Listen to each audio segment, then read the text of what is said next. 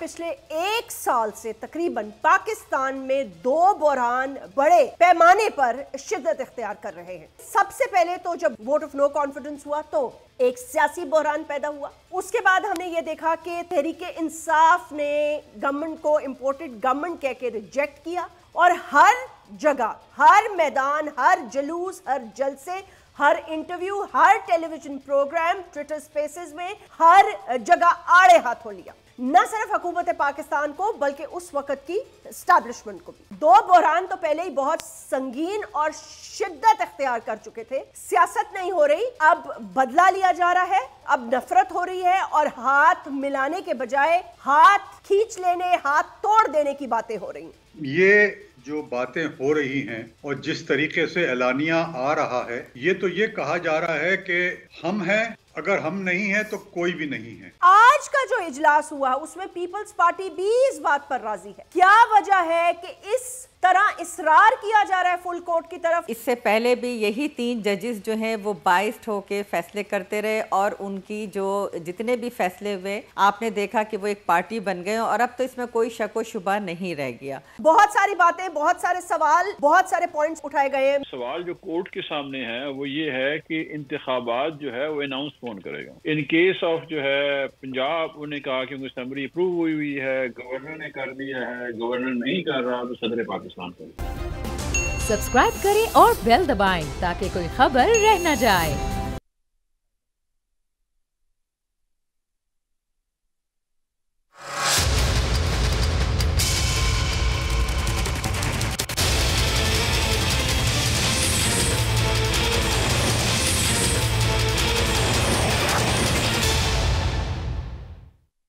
बिस्मिल्लाहिर्रहमानिर्रहीम, अस्सलाम वालेकुम। मैं हूं जैस्मीन मंजूर और आप देख रहे हैं प्रोग्राम बस बहुत हो गया।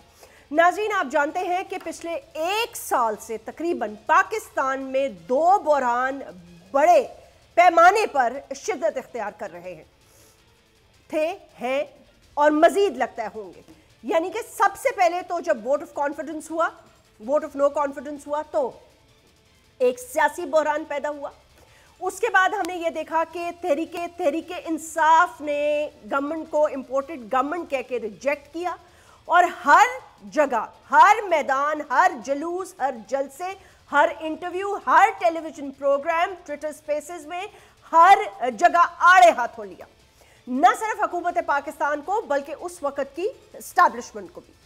उसके बाद हमने देखा कि जहां ये बहरान अरूज पकड़ता जा रहा था उसके साथ साथ पाकिस्तान की मईशत का पहिया जिसे हुकूमत वक्त धक्का देकर चलाने आई थी वो मजीद रिवर्स गियर लेकर पीछे जाना शुरू हुआ और अभी तक हमारी नजरें IMF की उस डील पर लगी हुई हैं। बताया ये जा रहा है आज होगी, कल होगी, परसों होगी, लेकिन पाकिस्तान की मईशत बदहाल तरीन हो चुकी है और अब एक तीसरा बहरान जो कि खुदा न खास्ता अगर पैदा होता है, और मुझे लगता यूं है कि पैदा हो चुका है या हो जाएगा पीर को फैसले के बाद, पीर मंगल बुध या जब भी फैसला आएगा या जो भी फैसला आएगा उसके बाद वो होगा पाकिस्तान का सबसे बड़ा जुडिशल बहरान। यानी कि एक आईनी और उसके साथ साथ जुडिशरी के हवाले से एक तसादम, एक बयान, एक बहुत बड़ा मैं समझती हूँ बहरान।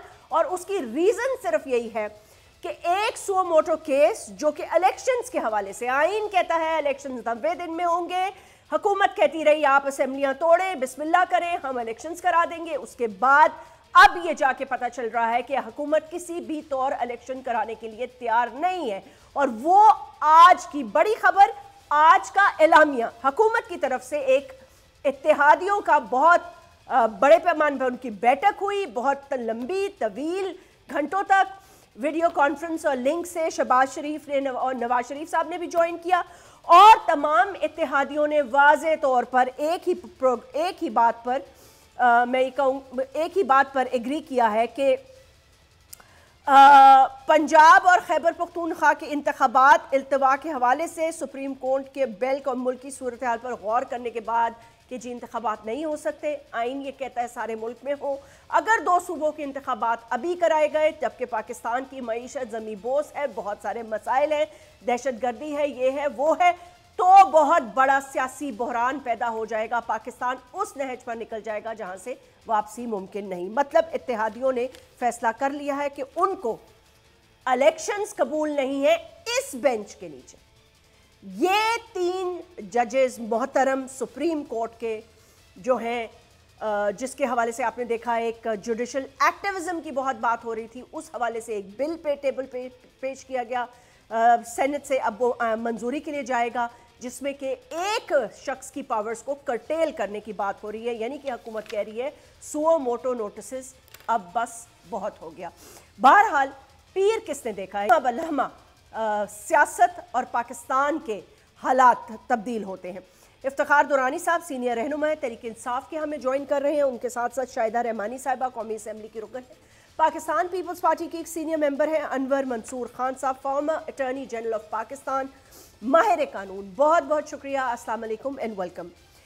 अनवर मंसूर खान साहब, गुफ्तगू का आगाज आपसे ही शुरू करना चाहती हूँ।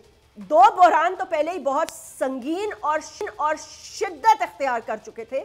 सियासत नहीं हो रही, अब बदला लिया जा रहा है, अब नफरत हो रही है और हाथ मिलाने के बजाय हाथ खींच लेने, हाथ तोड़ देने की बातें हो रही हैं। ये तो हाल है सियासत का। अगर ये बहरान पैदा होता है तो आज का एलामिया आपने सुन लिया होगा, हुकूमत पूरी तरह से तैयार है, डट गई है, कह रही है अगर फैसला आया भी तो कोई कबूल नहीं करेगा। क्या हो सकता है? बिस्मिल्लाहिर्रहमानिर्रहीम। जैस्मीन, सबसे पहले तो मैं आपको थोड़ी तस्हीह कर दूं, मैं पीपल्स पार्टी का या किसी और पार्टी का नुमाइंदा नहीं हूं। मैंने आपको कहा भी नहीं है। नहीं, अभी यही बात हुई थी कि पीपल्स पार्टी का नुमाइंदा। बहरहाल नहीं, अनवर मंसूर साहब एक सेकंड, कथा कलामी माफ। शाहिदा रहमानी साहिबा कौमी असेंबली की रुकन, जो कि पीपल्स पार्टी की एक सीनियर मेंबर हैं, वो भी हमारे साथ मौजूद है। और अनवर मंसूर साहब जो फॉर्मर अटॉर्नी जनरल और माहिर कानून है, वो भी हमारे गेस्ट हैं और उनसे आगाज कर रहे हैं। जी, बहुत बहुत शुक्रिया जैस्मीन। ये जो बातें हो रही हैं और जिस तरीके से एलानिया आ रहा है, ये तो ये कहा जा रहा है कि हम हैं, अगर हम नहीं हैं तो कोई भी नहीं है। ये एक बड़ा बहुत ही मुश्किल और बहुत ही डिफ़िकल्ट तरीके से ये मामले को हल करने की कोशिश की जा रही है।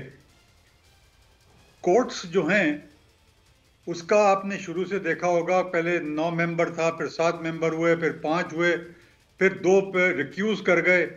जब रिक्यूज़ल होता है किसी पे उसका, तो वो 2 जजेस जो भी रिक्यूज़ कर रहे हैं वो रिक्यूज़ कर, बाकी जो बैलेंस बच जाते हैं वो केसेस को चलाते हैं।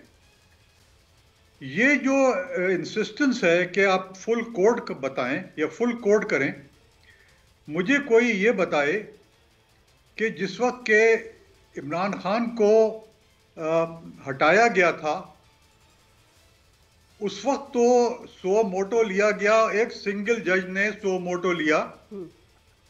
उस वक्त तो किसी को एतराज नहीं था कि सिंगल जज जो है वो क्यों सो मोटो ले रहा है।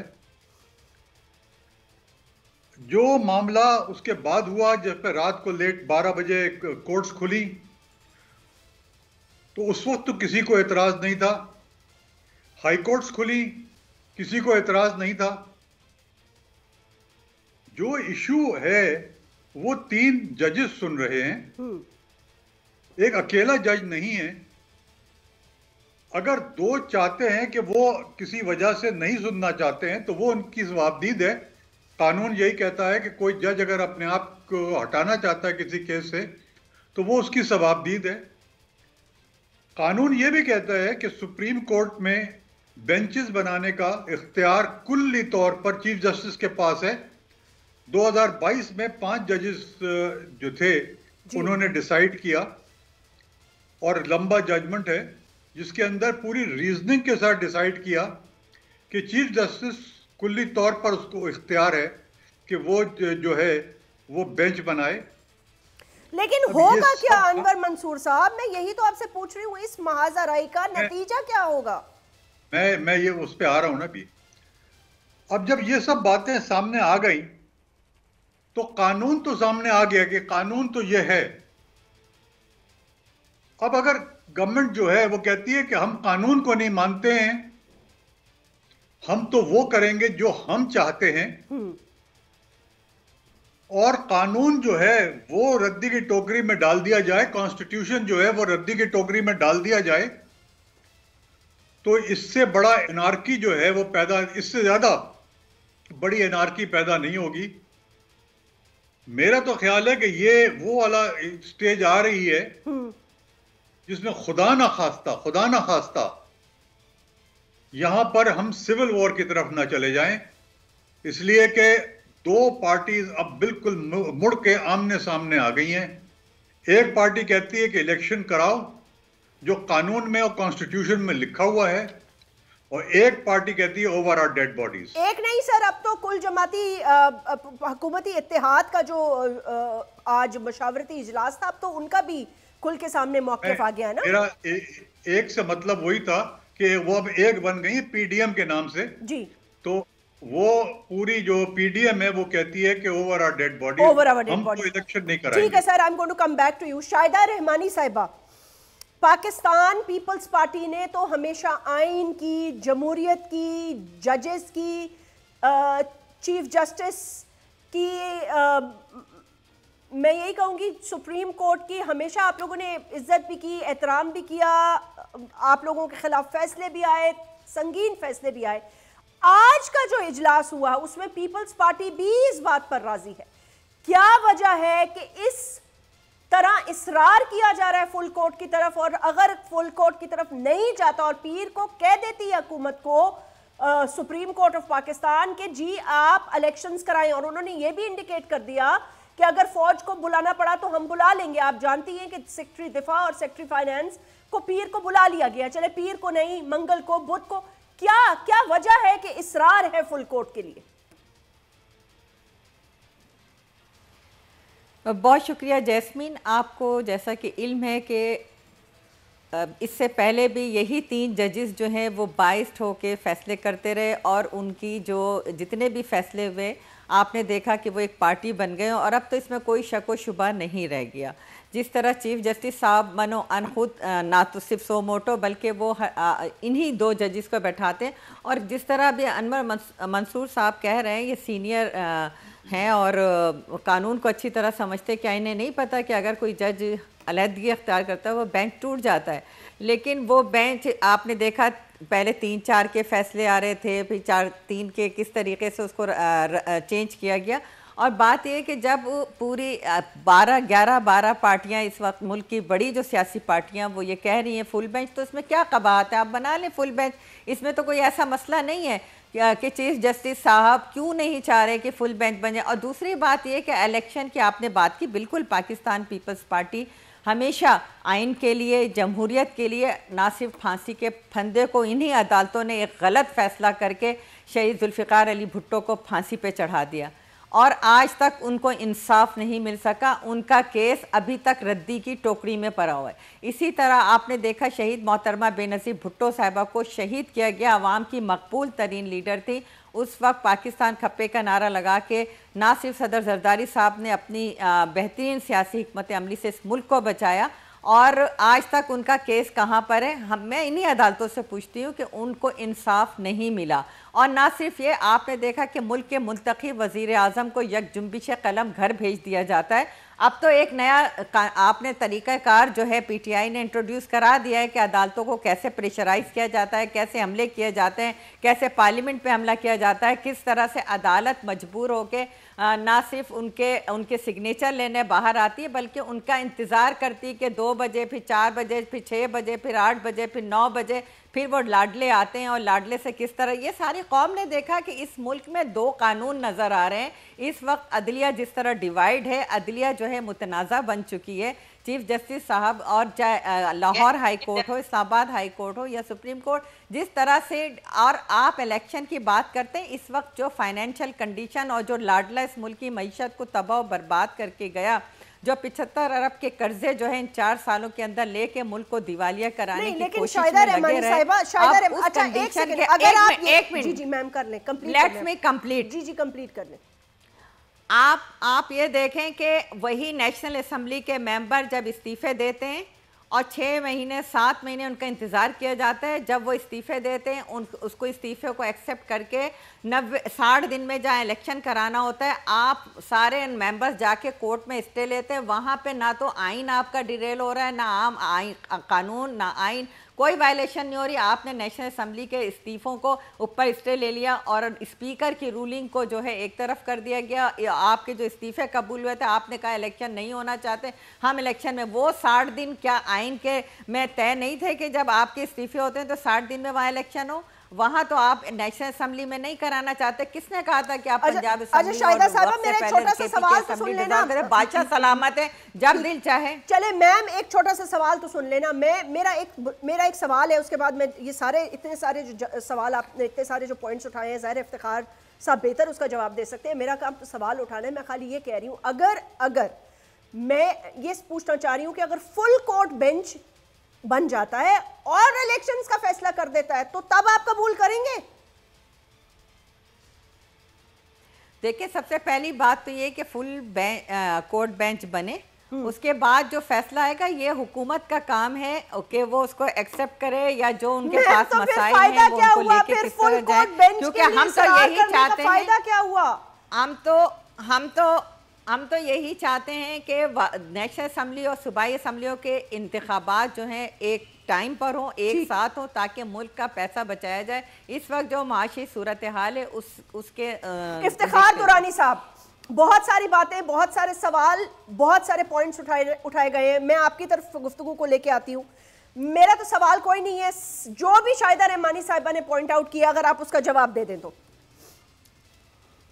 बिस्मिल्लाहिर्रहमानिर्रहीम। पहली तो बात ये कि जैस्मीन, सवाल जो कोर्ट के सामने है वो ये है कि इंतखाबात जो है वो अनाउंस कौन करेगा। इन केस ऑफ जो है पंजाब, उन्होंने कहा कि उनकी असम्बली अप्रूव हुई है, गवर्नर ने कर दिया है, गवर्नर नहीं कर रहा तो सदर पाकिस्तान कर रहा है। सवाल ये नहीं है कि 90 दिन में होना है या नहीं होना, उस पर तो वो दो राय नहीं है, वो तो कानून लिखा हुआ है। अभी मुझे समझ नहीं आ रही कि इनको जो हमारे अपोनेंट से PDM क्या मंतक लेके आए कि किस तरह फरार इख्तियार किया जाए। तो उसका फरार का तरीका ये है कि आप अदलिया को मुतराज़ा कर दें।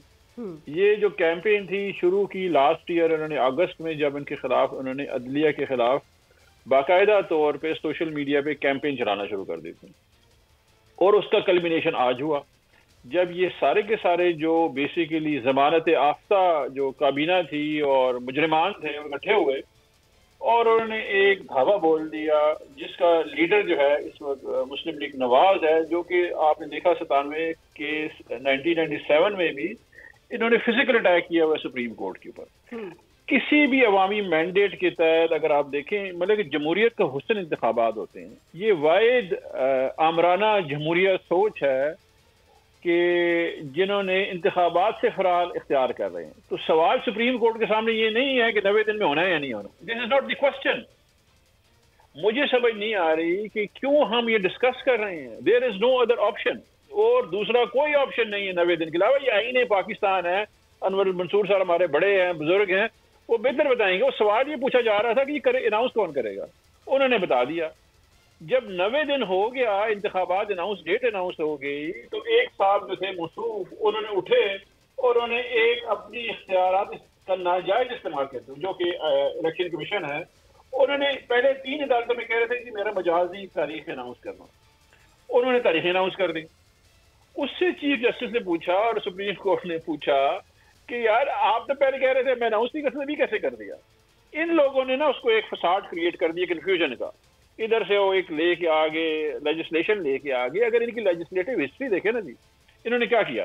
सबसे पहले अपनी ECL से नाम हटाए इन लोगों ने, फिर उसके बाद इन्होंने क्या किया, वोटर जो थे ओवरसीज वोटिंग राइट खत्म कर दिए, इलेक्ट्रॉनिक वोटिंग मशीन इन्होंने खत्म कर दिया, फिर नैब लॉ लेके आगे 1100 अरब रुपया जो है वो उन्होंने चोरी किया उस नैब लॉ की। इफ्तिखार दुरानी साहब, 100 बातों की मेरी जी कर ले, लेकिन 100 बातों की एक बात सारी ये है कि तहरीके इंसाफ बमुकाबला PDM वो नहीं चाहते कि इस वक्त इंतखाबात हों। वो कहते हैं इंतखाबात उस वक्त होंगे जब असेंबली अपनी आईनी मुद्दत पूरी करेगी, और उसको लड़ने के लिए वो भी हर हद तक अब जाने के लिए तैयार है। अब बताएं क्या करना है। देखिए, एक तरफ जो है आइन के मुताबिक इमरान खान साहब की जो हमायत याफ्ता हुकूमत पंजाब में, जो कि परवेज इलाही साहब मैनेज कर रहे थे, जो चीफ मिनिस्टर थे, उन्होंने डिसॉल्व कर दी आइन के मुताबिक। ये अनवर मंसूर साहब से पूछ सकते हैं। इसी तरह खैबर पख्तूनख्वा में भी असेंबलियां तहलील हो गई हैं, तो दोनों आइनी हक है। अभी 30 अप्रैल के बाद ये जो हुकूमत है, ये गासिब हुकूमत हो जाएगी पंजाब में और खैबर पख्तूनख्वा में। तो गासिब हुकूमत को कैसे लेजिटिमाइज किया जाएगा और क्या रीजन होगा? चले इनको लेजिटिमाइज ना करें, लेकिन हाथ तोड़ने, हाथ खींचने के बजाय हाथ मिलाने की तो बात हो सकती है ना। यहाँ तो कोई सुनने के लिए भी तैयार नहीं है। मतलब है कि सबको पता है कि पाकिस्तान की मईशत डूब रही है, सबको पता है कि आईनी बहरान पैदा हो रहा है, मौशी बहरान पैदा हो चुका है, लेकिन कोई भी किसी हल की तरफ जाना नहीं चाहता। इसकी क्या वजह है? Right after this break.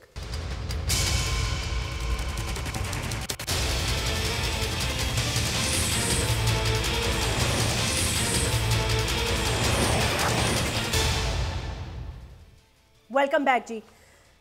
मैं आपकी तरफ गुफ्तगू को लेके आती हूँ।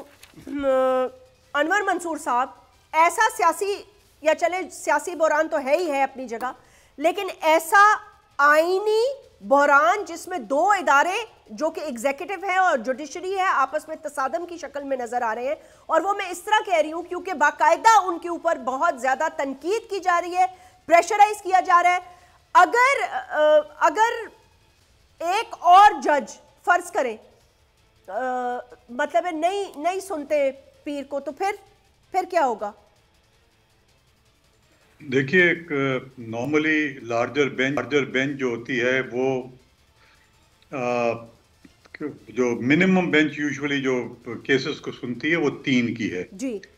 2 की बेंचेस यूजुअली केस को नहीं सुनती हैं। तो फिर इसका मतलब यह है कि फिर रीफॉर्मेशन होगी।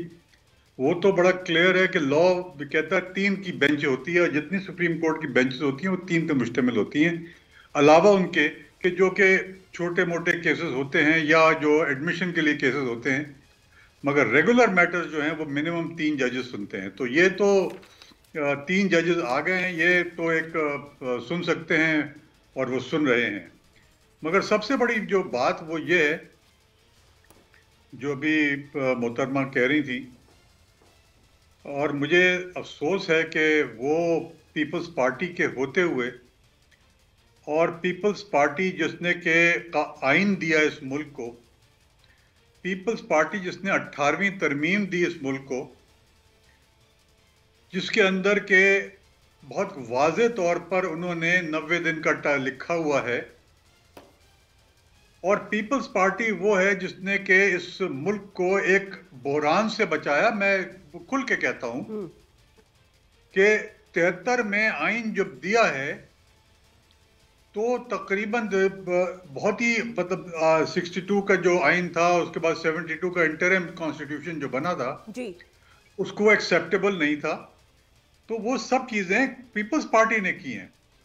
अब अगर पीपल्स पार्टी कहती है कि हमने तो बनाया है आइन, मगर हम इसको तोड़ेंगे भी, तो इस मुल्क का क्या होगा? इस तरह से ये मुल्क चलेगा अगर हम खुद इस मुल्क को तोड़ें। मैं 97 का भूलता नहीं हूं, जिस वक्त के सुप्रीम कोर्ट के ऊपर अटैक हुआ। किसने किया अटैक? आपको भी पता है और हमें भी पता है। कौन लोग शामिल थे उसके अंदर और किस लिए हुआ वो भी हमें पता है। और इस दफा फिर वही मुझे सीन नजर आ रहा है कि खुदा न खास्ता अगेन ऐसा ना हो कि दोबारा आइन पे अटैक, वो सुप्रीम कोर्ट पर अटैक हो जाए। इंडिया का एक जज है सुप्रीम कोर्ट के, कटजू नाम है उनका, जो रिटायर हो गए हैं अभी। उन्होंने आर्टिकल लिखा है कि इस मुल्क का कॉन्स्टिट्यूशन जो है वो इस काबिल नहीं है कि उसके ऊपर अमल किया जाए। उन्होंने जिस तरह से कहा कि अगर 90 दिन में इलेक्शन कराने थे तो ये 3 मिनट से ऊपर का केस नहीं था। तो मसला क्या है हमारे जजेस के अंदर और हमारे कॉन्स्टिट्यूशन में, हमारे शाहिदा रहमानी साहिबा, गुफ्तगू आपकी तरफ लाती हूँ। मैं क्विकली सबसे कमेंट्स लूंगी ताकि सबका ज्यादा मौक़िफ़ आ सके। मुझे ये बताइएगा कि वो कह रही हैं जिस पार्टी ने आइन दिया आज वो आइन तोड़ने की बात कर रही है, आइन के खिलाफ खड़ी हुई है। मतलब है हमें ये बेंच कबूल नहीं है, ये फैसला, तो इसका फैसला कैसे कबूल होगा? आपके इत्तेहादी नवाज शरीफ साहब, former prime minister of Pakistan, ये कह रहे क्यों कबूल नहीं है? चलिए ये बता दें आज इस बेंच में क्या मसला है। जैस्मिन, अभी पहले भी मैंने अर्ज़ किया कि इस बेंच ने जितने भी फैसले दिए हैं, बार बार एक तो यही लोग जजेस जो हैं ये आकर बैठ रहे हैं, और आपको ये मालूम है, इससे पहले भी मैंने अर्ज़ किया कि ये बेंच बार बार टूटना चीफ जस्टिस साहब की अपनी जो क्रेडिबिलिटी है उस पर सवालिया निशान है। उनको तो खुद अलग हो जाना चाहिए, या फुल बेंच बनाने में उनको क्या कबाहत महसूस हो रही है, जो कि पूरी पीडीएम की में शामिल तमाम हुकूमत में शामिल जमातों ने कहा है। तो उन्हें क्या कबाहत है? बार बार किस तरीके से इस वक्त अदालतों को इस्तेमाल किया जा रहा है, किस तरह लाडले को, मैंने तो कहा ना कि लाडले को तो बुलाकर आप वो अपनी गिरफ्तारी देंगे या नहीं देंगे, उनकी मर्जी से फैसले होंगे। तो क्या हमारे लिए डंडे हैं, हमारे लिए फांसी है, हमारे लिए कोड़े हैं? पाकिस्तान पीपल्स पार्टी का ये जुर्म था कि इस मुल्क को आइन दिया, इस मुल्क को पार्लियामेंट ली, पार्लियामेंट की सुपरमेसी पे, आइन पे कोई कंप्रोमाइज नहीं है। अगर आप इलेक्शन कराना, हमारी पूरी तैयारी थी, हम भी अपने कैंडिडेट उतार चुके, लेकिन इस वक्त जो हालात हैं तमाम इदारे देख रहे हैं, आपको 60 अरब रुपए एक तरफ दें, फिर दोबारा 2 महीने के बाद दें, ये कौन सा तमाशा आप लगाना चाह रहे हैं? कौन सा बादशाह का दिल चाहता है तो असेंबली तोड़ दे, बादशाह सलामत, फिर फौरी तौर पर इलेक्शन कराए, जब दिल चाहे आप इस्तीफा दें, फिर चले जाएं, फिर कहें हमने इस्तीफा नहीं दिया। ये क्या इस मुल्क और कौम के साथ मजाक हो रहा है? पूरी कौम देख रही है इस वक्त अदलिया जो है वो एक मुतनाज़ा बन चुकी है, और फिर पार्लियामेंट बन चुकी है या बनाई जा रही है? शायदा रहमानी साहिबा, बनाई जा रही, बनाई जा रही है जी।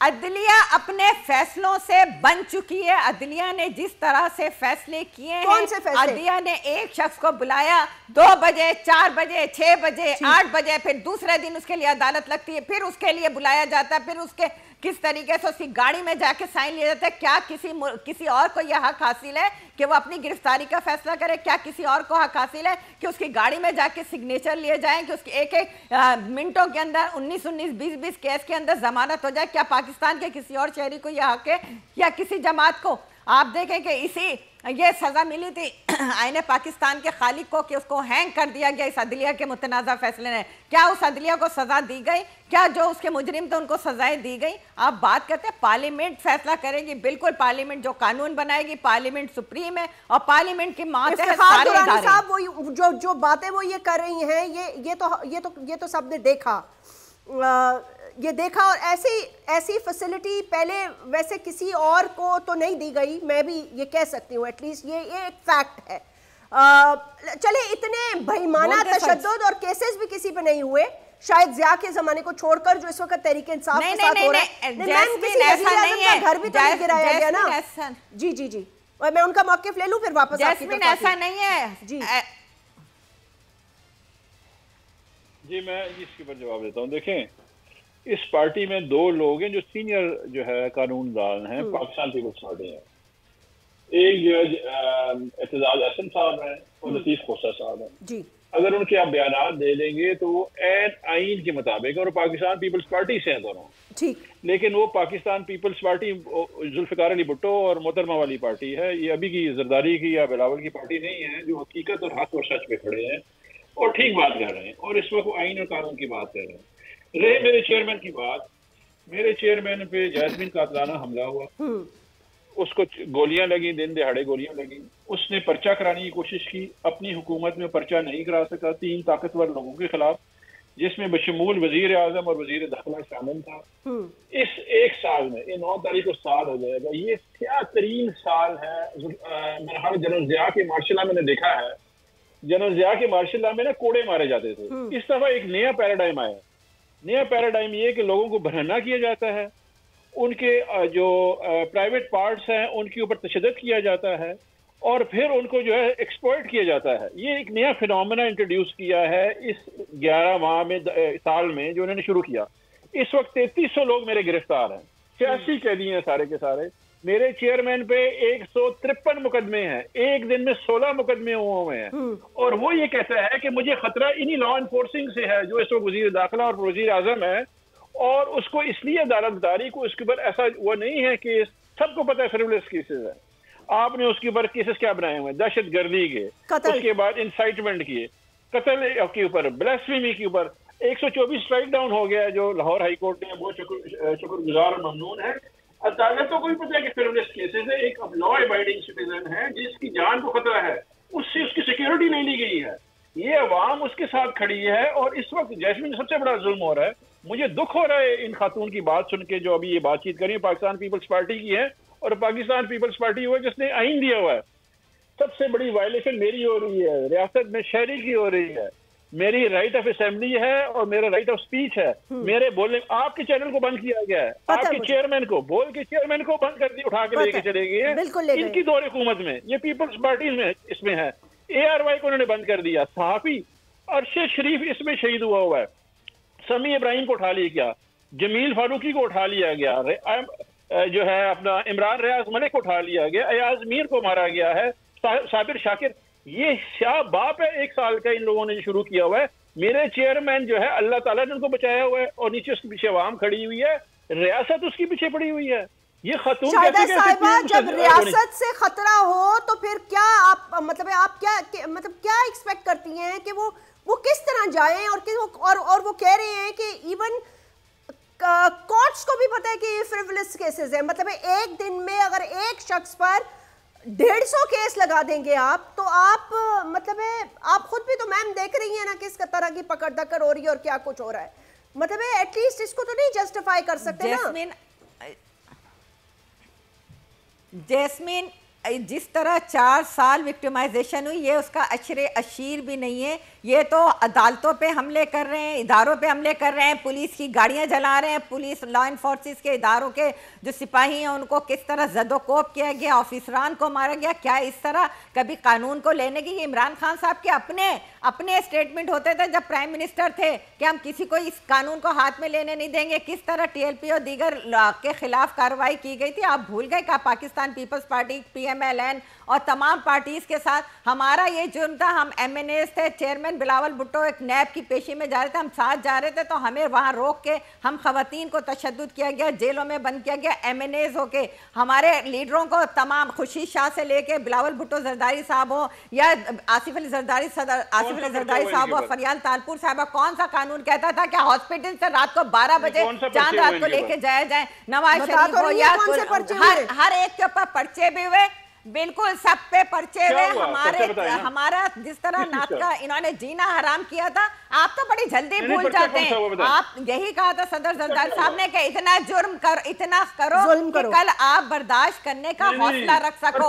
आज आपके ऊपर तो कुछ भी नहीं हो रहा, आप अपने ऊपर हमले खुद करवाते हैं। जो रिपोर्ट आई, हमला खुद कराया, 4 महीने प्लास्टर चढ़ा रहा है, सिर्फ बुलेट वो छड़े लगने का आपने ड्रामा लगा के रखा हुआ है। आप आते हैं अदालतों पे हमले करते हैं, आप जत्थे का जनता लेके आते हैं, जिस तरह से हमला आवर होते हैं इदारों पे।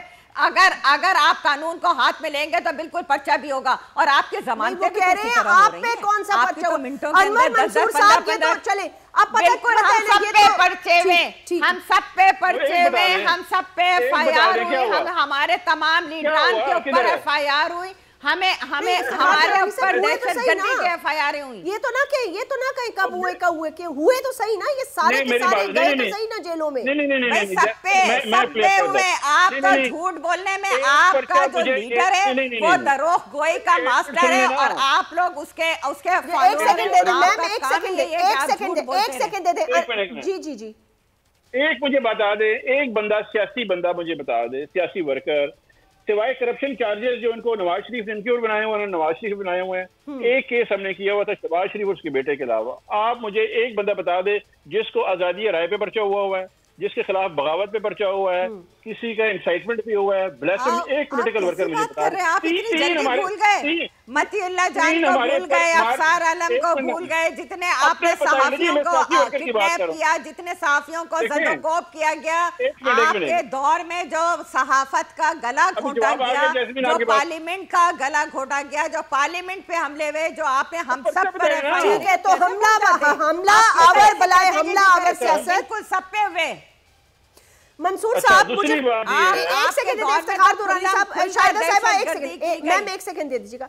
अनवर मंसूर साहब, जाहिर सी बात है अब तो हाथ मिलाने की बात तो हो ही नहीं सकती। कल भी मैं कहीं राणा साहब को सुन रही थी और बार बार उनसे पूछा जा रहा था कि जी अगर बातचीत का ये, तो उन्होंने फिर इस बात को थोड़ा सा इधर उधर कर दिया। मतलब है PMLN के अंदर से दो आवाजें उठ रही हैं। एक, अब ये मैं सोर्सेस के हवाले से बयान कर रही हूँ, ऑब्वियसली सीनियर क़यादत, एक क़यादत कहती है कि मिल बैठ के बात करके मामला आगे बढ़ा, और एक कह रही है कि देयर इज एब्सोल्युटली नो वे के खान से हाथ मिलाया जाए। अब सवाल ये पैदा होता है कि ये अगर रवैया होगा तो आगे बढ़ने का, पाकिस्तान के आगे बढ़ने का क्या चांस है, क्या चांस हो सकता है? जो अभी मैं पिछले 5 मिनट में जो जिस तरह के अल्फाज इस्तेमाल किए गए हैं और जिस तरह से और जिस टोन में बात की गई है, मुझे तो बहुत अफसोस है कि इस किस्म की बातें की गई हैं। मैं अटॉर्नी जनरल था उस जमाने में, और बड़ी कैटेगोरिकल बातें हुई थी कि कोई किसी किस्म का, मेरी ओपिनियंस लगी हुई हैं कि जिसमें कि मैंने कैटेगोरिकली कहा था कि आप जो राय है आज़ादी आर्टिकल 19 के है और उसमें आप किसी तौर पर भी इंटरफेयर नहीं करेंगे। मुझे अब बहुत अच्छी तरह से पता है कि किस तरह से रोका था, और ये चीज़ें जो थी वो नहीं हुई थी। जहाँ तक कि बात है जर्नलिस्ट को ले जाने की, आप पूरा रिकॉर्ड उठा के देख लें, स्टेट टेररिज्म के अंदर नहीं आया था ये जर्नलिज्म को रिमूव करना, ना कोई पुलिस उसमें इन्वॉल्व थी, तो जो भी कोई था उसके अंदर, it was not the state. तो वो भी अभी यही कह रहे हैं कि हम नहीं है, it is not the state. नहीं, मैं बता रहा हूँ क्या है। जब खान साहब आए हैं इस्लामाबाद ये डिस्ट्रिक्ट जज के पास पेश होने के लिए जी, तो आप मुझे बताइए 6000 पुलिस वाले लगाने की जरूरत क्या थी पहले से? जब ये शुरू में जब ये मार्च करके आए हैं इस्लामाबाद पे, तो कितने बॉम्ब्स और कितने शेलिंग हुई है, उसकी जरूरत थी। लाहौर में जिस तरह घर पे अटैक किया गया, इसकी जरूरत थी, उसकी जरूरत थी। शाहिदा साहब, सर क्योंकि हमारे पास 2 मिनट है तो मैं चाहूंगी एक मिनट में, शाहिदा साहबा 1 मिनट में आप इनका जवाब देते हैं। ये 3 इंपॉर्टेंट सवाल, इन सब चीजों की जरूरत थी हुकूमत के लिए? जैस्मिन किस तरीके से बड़े सीनियर कानूनदान हैं, मैं बड़ी इज्जत करती हूँ, लेकिन जिस तरह का इन्होंने डिनाई किया आज़ादी सहाफ़त पे जो हमले हुए, इसी तरह राना सनाउल्लाह पे जो जाली केस बनाया, फिर नैब के चेयरमैन को जिस तरीके से वीडियो रिलीज़ करके डरा धमका के अपनी मर्जी के फैसले लिए, ये तो DGFI और सबके बयानात हैं कि किस तरह से विक्टिमाइजेशन की गई। ये कोई नई बात नहीं। इन्होंने अपने दौर में बदतरीन दहशतगर्दी और बर्बरियत की जो मिसाल कायम की, अभी तो इनके साथ कुछ नहीं हुआ। ये तो जत्थे के जत्थे लेके इदारों पे हमला आवर हो रहे हैं, और अदालतों के ने तो हमें कोड़े लगाए ना, हमारे 60,000 से ज्यादा लोगों को कोड़े लगे, हमने फांसियां, हमारे लीडरशिप से लेके हमारे वर्कर तक को फांसियां लगाई गई झूठे मुकदमात में। इनको साथ इफ्तिखार दुरानी साहब, मैं चाहूंगी 1 मिनट है, आप रैप अप कर दीजिए। हो रहा है, अच्छा वो इनके साथ क्या हो रहा है, चलिए ठीक है। इफ्तिखार दुरानी साहब 1 मिनट है आपके पास, मैं चाहती हूँ आप रैप अप कर दें। इंतखाबात अगर होते हैं या नहीं होते, PTI क्या करेगी? ये जो है, जो PDM का टोला है, मुजरिमा का टोला जो है, ये पाकिस्तान को मुनज़्ज़म साजिश के तहत इंतशार की तरफ धकेल रहा है। पाकिस्तान की अवाम मुतहर्रिक है, वो आईने पाकिस्तान के पीछे खड़े रहेगी। दहशतगर्दों का टोला तालिबान से बात कर सकता है, दहशतगर्दों से बात कर सकता है, लेकिन पॉलिटिकल पार्टी से बात नहीं कर सकता। ये वो दहशतगर्द हैं जो मुनज़्ज़म होकर पार्लियामेंट के इदारों पे हमले करते हैं। वो दहशतगर्द, लेकिन अभी वक्त खत्म हो गया।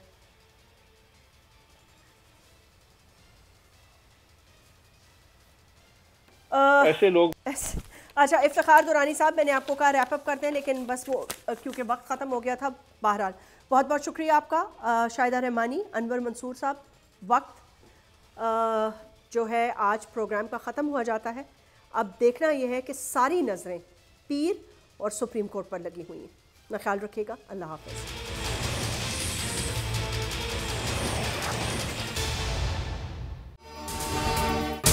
अगर ये वीडियो आपको पसंद आई है तो इस चैनल को सब्सक्राइब करें और बेल आइकन को क्लिक करें। तो नजर आ रहा है सामने लिखा हुआ है जुल्म मिटने के लिए। दो चीजों से मिटेगा भाई, एक अदल की कुर्सी पे जो लोग बैठते हैं ना, वो अदल के हिसाब से फैसले करने लगे। दूसरा, कौम निकल खड़ी हो जुल्म के खिलाफ, तो जुल्म खत्म हो जाएगा। या इन दोनों में से कोई एक चीज हो जाए या दोनों हो जाए। अगर 420 का मुकदमा था, उस वक्त अदलिया में जो लोग बैठे हुए केस देख रहे थे, वो पूछते ना यार चीट हुआ कौन है। जब उनको दिखता कोई चीट नहीं हुआ, केस खत्म कर देते। तो जालिम जुल्म कर ही नहीं पाता।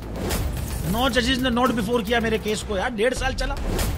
शख्सी जमानत का केस, सेम केस इस्लामाबाद में कर दिया। एक ही इल्जाम पे 2 केस हो नहीं सकते भाई। मतलब 60 दिन का वक्त होता है, 102 दिन के बाद मैं जीत गया, केस बरी हो गया, 102 दिन के बाद अपील फाइल की, एक्सेप्ट कर ली। नहीं करते ना एक्सेप्ट, खत्म हो जाता ना जुल्म यार। भरी अदालत में मुझे बरी कर दिया, फिर पता नहीं क्या हुआ, 2.5 घंटे बाद का नोट बिफोर, मैं नहीं सुनता ये केस। खड़े रहते अपने फैसले पे, मिट जाता जुल्म। अल्लाह ताला ने बिठाया इस कुर्सी, इन कुर्सियों पे इनको यार, ये अल्लाह ताला की तरफ से फैसले करने हैं। तो या तो ये फैसले आएंगे, जुल्म मिट जाएगा, या कौम खड़ी हो जाएगी जुल्म के खिलाफ।